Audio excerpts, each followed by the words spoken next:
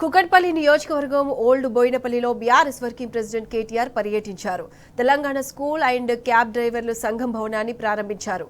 ఈ కార్యక్రమంలో ఎమ్మెల్యే మాధవరం కృష్ణారావు, ఎమ్మెల్సీలు షంబీపూర్ రాజు, నవీన్ కుమార్లు పాల్గొన్నారు.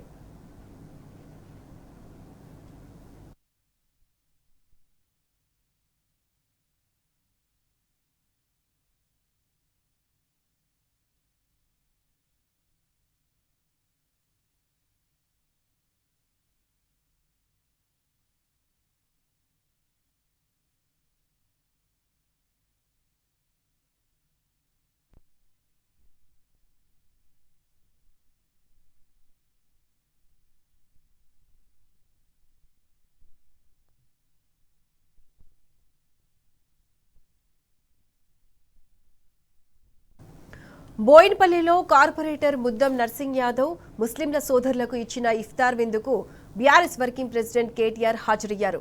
ఎమ్మెల్యే మాధవరం కృష్ణారావు, ఎమ్మెల్సీలు షంబీపూర్ రాజు, నవీన్ కుమార్లు పాల్గొన్నారు.